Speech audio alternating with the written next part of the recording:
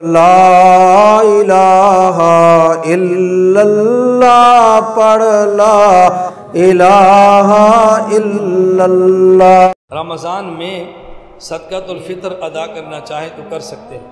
اس پر جو بات میں نے عرض کرنی ہے وہ سمجھیں۔ صدقۃ الفطر ادا ہوتا ہے گندم سے، ایسے ہی ہے، جو سے اور کھجور سے اور کشمش سے۔ گندم، جو، کھجور اور بس۔ میں عرض کرتا ہوں کہ اس میں 3 قسم کے آدمیوں کا خیال کیا گیا ہے۔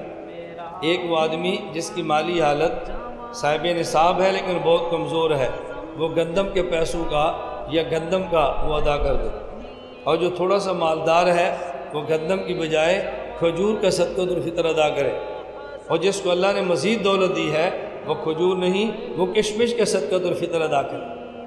اب اللہ نے دولت کروڑ روپے کی دی ہو اور 100 روپے کے حساب سے گندم کے صدقۃ الفطر ادا کرے، یہ مسلمان کی شان کے لائق نہیں۔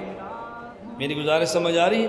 عام آدمی گندم اور جو والا یا اس کے پیسے دے دے، اور جس کو اللہ مزید وسعت دے کھجوریں یا کھجوروں کا پیسے دے دے، اور اللہ مزید وسعت عطا فرمائے تو پھر کشمش دے یا کشمش کے پیسے دے۔ جس طرح اللہ دولت دیتے ہیں اسی طرح آدمی کو صدقۃ الفطر میں اہتمام کرنا چاہیے۔ اور اس حدیث پاک میں نبی پاک صلی اللہ علیہ وسلم نے ارشاد فرمایا، آپ نے کئی بار سنا ہے کہ رمضان المبارک کا پہلا عشرہ اور پہلے 10 دن یہ رحمت کے ہیں، اور دوسرا عشرہ اور دوسرے 10 دن یہ مغفرت کے ہیں، اور تیسرا عشرہ تیسرے 10 دن یہ جہنم سے آزادی کے ہیں۔ اس کا آسان سا مطلب یہ ہے، عام سا مطلب، کہ لوگ 3 قسم کے ہیں۔ بعض لوگ ایسے ہیں جو نیک ہیں، گناہوں سے بچنے کا اہتمام کرتے ہیں، چھوٹا موٹا گناہ ہو جائے تو توبہ کرتے ہیں، ان کے لیے پہلا عشرہ رحمت کا ہے۔ وہاں تو معافی کا معنی ہی نہیں ہے نا۔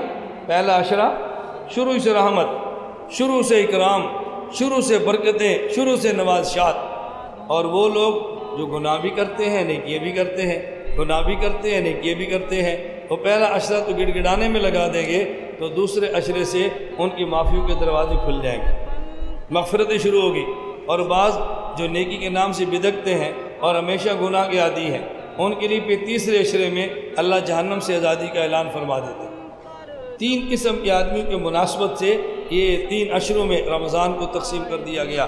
بس ہم پہلے ہی توبہ کر لیں تاکہ رمضان کا پہلا عشرہ ہماری رحمت ثابت ہو، اور دوسرا عشرہ مزید رحمت، اور تیسرا عشرہ مزید رحمت۔